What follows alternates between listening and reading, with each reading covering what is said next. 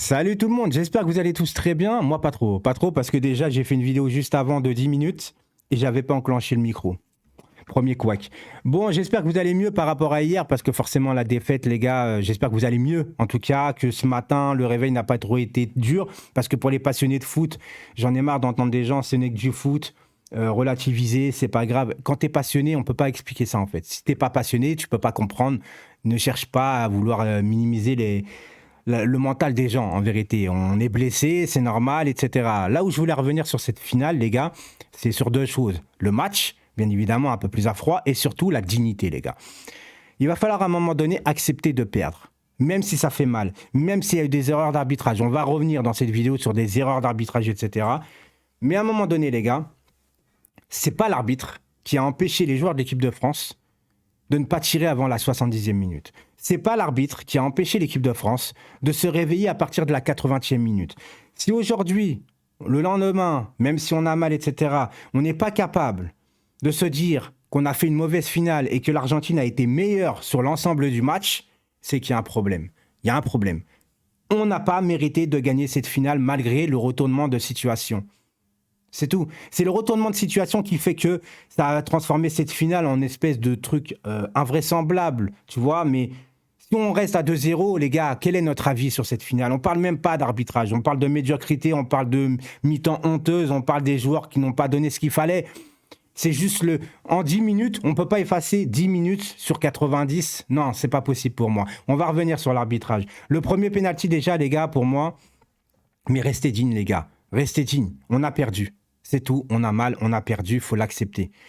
Le premier penalty, pour moi, j'ai du mal à croire qu'il y a un penalty, tu vois. J'ai beau me repasser les images en boucle, en boucle, en boucle. Je pense que même la VAR, aujourd'hui, c'est une question d'interprétation encore, le penalty. Parce que même la VAR ne peut pas décider s'il y a penalty. Je n'arrive pas à avoir un contact manifeste, en vérité, dans cette surface sur Di Maria. Et il est vrai que quand tu es en pleine possession de tes moyens, tu es en avance sur le joueur, il suffit d'un petit contact pour être déséquilibré. Mais ce contact-là, je ne le vois pas, les gars.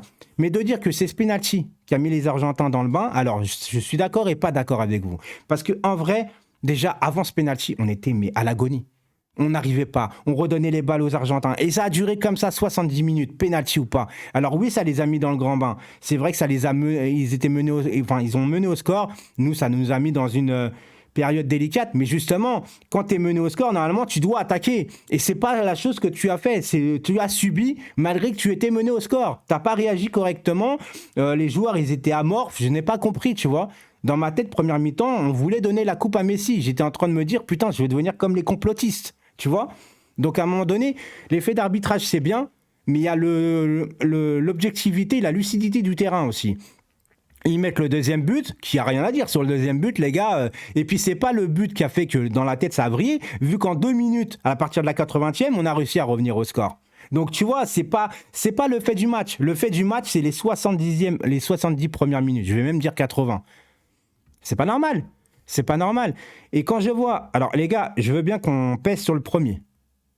Moi, je pèse surtout sur l'avantage qui n'a pas été donné sur Coman. Parce que Coman est fauché, on voit Coman fait l'effort de se relever tout de suite et on part en contre-attaque et là ça peut faire mal. On est dans les arrêts de jeu de la deuxième période, ça se trouve il n'y a pas prolongation, on va tout seul. On ne peut pas refaire le match, mais cette action-là pour moi j'en veux à l'arbitre. J'en veux à l'arbitre. Mais de dire que l'arbitre était pour l'Argentine, si réellement les gars c'était le cas, moi je pense que l'arbitre est mauvais en fait, tout simplement. Si réellement l'arbitre est mauvais, et pour l'Argentine, à la 117e minute, il ne siffle pas pénalty pour l'équipe de France. Il laisse l'avantage à l'Argentine. Parce que la main qu'il y a, il y a main, il y a le coude, etc. Mais l'arbitre peut très bien ne pas la siffler et dire, bon, bah moi je trouve que le coude n'est pas trop décollé du corps. Il peut te la sortir celle-là en fin de match en se disant, bah non.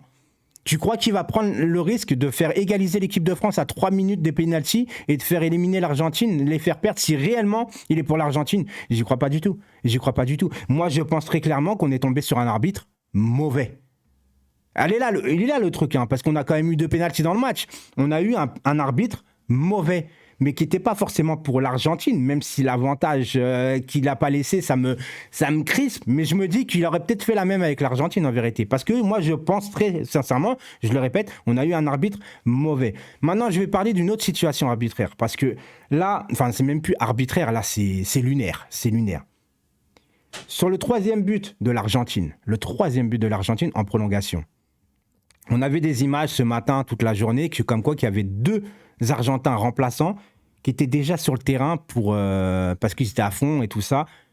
Je vais vraiment vous poser une question. Est-ce qu'on va vraiment s'attarder sur cette action-là pour dire aux gens qu'il fallait pas valider le but, qu'il faut recommencer cette finale, rejouer une finale? Mais les gars, vous tombez sur la tête. Rejouer une finale. On va repartir en Argentine, chercher la Coupe du Monde qu'ils sont en train de fêter avec tous les Argentins, la ramener au Qatar, ramener les supporters qui étaient dans le stade, les ramener au Qatar et rejouer une finale avec une autre organisation pour la finale. On fait quoi? On fait une nouvelle cérémonie? Non mais les gars, on est tombé sur la tête. Restons dignes un minimum. On a perdu, on a mal, mais restons dignes. Non les gars, non. Et je vais vous poser vraiment une question simple sur ce truc des 2 Argentins qui rentrent sur le terrain. Parce qu'en vérité, l'objet du débat de ce but, la VAR, a vérifié par rapport à l'hors-jeu. C'est surtout le hors-jeu de Varane avec son gros cul là. On est bien d'accord. Vous pensez vraiment que la VAR, ils vont regarder tout ce qui se passe autour du terrain pendant le but? Non mais les gars, dans ce cas, on met 20 minutes à valider un but. Déjà que c'est long, je trouve. Mais là, non. Et je vais vous poser la réelle question, les gars. C'est pour ça que moi, je ne veux pas m'attarder sur ce but-là. Est-ce que vous pensez réellement qu'il n'y aurait pas eu but si les 2 Argentins n'étaient pas sur la ligne de touche? Non, les gars, le but. Quoi qu'il arrive, il y est. Acceptons-le. On a pris un but en prolongation et il faut l'accepter. Tout simplement, en fait. Tu vois?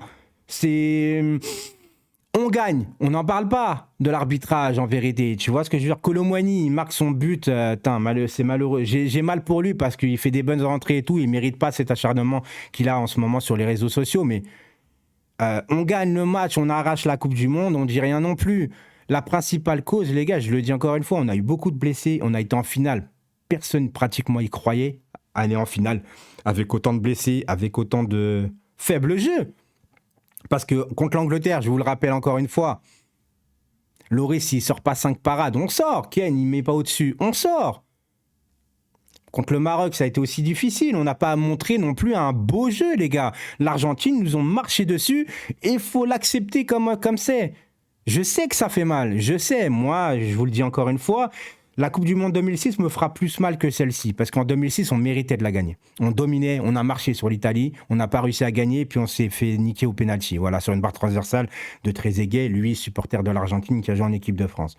Mais pour le reste, aujourd'hui, les gars, si on relativise un minimum, eh ben, on s'agira de se dire, on est revenu au score, on a sauvé les apparences. En fait, c'est ça. On a sauvé les apparences sur un match où il n'y avait pas photo, en fait. On a juste sauvé les apparences qui a donné une finale extraordinaire pour le monde entier. Mais en soi, on ne méritait pas. Et il faut l'accepter encore une fois. Et qu'est-ce que je voulais dire d'autre? Ouais, les pénaltys, c'est pas de la loterie, les gars. C'est pas de la loterie. Si le gardien aujourd'hui de l'Argentine est bon, par rapport à Lloris, c'est parce qu'il y a du travail derrière. C'est tout. Tchouaméni, quand il tire à côté, c'est pas une loterie. Faut la cadrer la balle, on sait tous très bien, c'est mental, c'est psychologique, c'est au niveau de la pression, tu as des joueurs qui sont beaucoup plus forts au niveau de la pression, etc., que certains d'autres joueurs. Pareil, le gardien de l'Argentine, on va y parler rapidement parce que je vois beaucoup de choses, mais les gars, on se ment à nous-mêmes. Là, c'est vraiment un truc pour vous mettre les idées claires et essayer de vous rentrer dedans un petit peu, malgré que vous n'allez pas forcément apprécier cette vidéo, mais... Quand le gardien, l'Argentine, quand il fait le truc avec le gant devant le Qatari, c'est pas trop ça se fait pas parce que forcément, tu vas dans un pays où il faut respecter quand même les traditions, l'honneur, etc., l'image. Mais dans les vestiaires, je vois beaucoup de gens dire « Ouais, putain, il a charrié Mbappé, nanani, nanana ». Mais les gars, si les Argentins, ils en ont après Mbappé, vous vous rappelez pas pourquoi, en fait ? Parce qu'il a fait une sortie médiatique aussi, Mbappé. Tel grand joueur qu'il est, on adore tous Mbappé. Mais quand Mbappé dit que le football d'Amérique du Sud est moins bon que celui de l'Europe, parce que l'Europe est au-dessus, etc., qu'il est moins bien développé, et quand une équipe de l'Argentine gagne face à un mec qui a parlé, il le charrie. Et le chambrage, encore une fois, il faut l'accepter dans la défaite. Nous, quand on gagne, supporters du Paris Saint-Germain, quand on a éliminé le Bayern de Munich parce que le Bayern a parlé un peu trop avant, et quand on voit Neymar et Paredes crier devant Kimmich, on s'offusque pas. Quand après, derrière, on a charrié les supporters du Bayern, etc., on s'offusque pas, parce que forcément, ça a parlé, cause à effet, on a charrié. Mbappé a parlé, ça a motivé encore beaucoup plus les Argentins, ils ont gagné, ça a charrié, il faut l'accepter. Malgré les tempéraments un peu durs des Argentins, je n'affectionne pas ces comportements-là. Mais encore une fois, les gars, j'aimerais que certains, par exemple, moi je parle en cause du PSG, hein, parce que là, la vidéo va pas être vue que par les supporters du Paris Saint-Germain. Mais moi, il y a certains caractères que j'aimerais voir au Paris Saint-Germain, un petit peu. Tu vois, des gars qui sont trop tendres, etc. Des fois, j'aimerais un peu. Bon, pas Paredes, parce que Paredes, lui, il est con. Il est que violent. Voilà, pour moi, il a pas énormément de talent, ce mec. D'ailleurs, s'il est pas titulaire dans une finale de Coupe du Monde, c'est qu'il y a une cause à effet. Et Di Maria, regardez Di Maria aujourd'hui. Voilà, c'est tout. On n'a pas été au niveau dans cette finale. Retenez ça. Retenez ça pour atténuer votre douleur. Oui, on est revenu sur un miracle. Pour moi, ça revient du miracle, en vérité. Tu vois ? On a eu un penalty contre toute attente parce que c'était une action un peu anodine où Kolo Muani va vraiment devancer le défenseur. Il va chercher le ballon, on obtient le penalty, ok. Et derrière, il y a ce but extraordinaire de Mbappé que 9 attaquants sur 10 auraient contrôlé le ballon. Lui, il attend de voler, il marque. Voilà, on arrache la prolongation. Mais ce que je veux dire, les gars, c'est la vie. C'est la vie. Même moi qui est pris de passion, encore une fois, comme je le dis, il y a certaines personnes, ils devraient arrêter de parler trop quand il s'agit de passion. Quand on dit ce n'est que du foot, c'est pas grave. Non, les gars, si t'es passionné, c'est beaucoup plus que du foot. Mais si tu n'as pas de passion, on n'y peut rien. Tu vois ce que je veux dire ? On n'y peut rien pour toi. Avoir une passion, c'est très important dans la vie. Moi, je suis multi-passion. En plus, j'ai beaucoup de passion dans la vie. Mais avoir une passion, c'est quelque chose. C'est quelque chose de fort. On vit les émotions avec les joueurs, avec le pays avec lequel tu supportes, avec le club lequel tu supportes. Quand il y a de la joie, des victoires, on est heureux. Et quand il y a des défaites, on est triste. On vit quotidiennement comme ça. En tant que passionné de football, c'est la vie. C'est comme ça. Il faut respecter ça. Voilà, c'est tout. Prochainement, le Paris Saint-Germain revient, les gars. Le Paris Saint-Germain revient, donc ça va être très important. Le retour de la Ligue des Champions aussi face au Bayern de Munich. Le retour contre Lens, alors qu'on n'a que 5 points d'avance, où on va avoir une équipe décimée. Donc les vidéos arrivent, les gars, on lâche rien. Et puis prochainement, une vidéo aussi avec une journaliste Marion Hidalgo pour vous expliquer un peu, parce qu'elle était au Qatar pendant la finale. Donc vous expliquer un peu ce qu'elle a vécu, les moments, de ce qu'elle a vu, de ce qu'elle a pu voir, percevoir entre les erreurs d'arbitrage, la joie de chacun, les détresses des autres. C'est important de savoir, une personne qui était présente, de nous avoir un peu un retour d'expérience. Voilà. Passez une bonne semaine. Je sais que c'est dur dans les têtes, mais les gars, le championnat arrive. Je sais qu'on va avoir du mal à se remettre dedans avec les émotions, mais sachez que les joueurs, c'est encore pire. Et on va espérer qu'Mbappé va se remettre très très vite dans le grand bain. Neymar et Marquinhos, à un moment donné, les gars, sérieusement, franchement, vous êtes éliminés en quart, vous avez eu le temps. Hein. C'est bon là, c'est bon. Sérieusement, c'est bon. Et Messi, Messi, t'as gagné la Coupe du Monde, c'est très bien. Mais je t'attends au tournoi au Paris Saint-Germain aussi. Non, il n'y a pas t'arrives en pantoufle. Non. Parce que là, il n'y aura aucune excuse.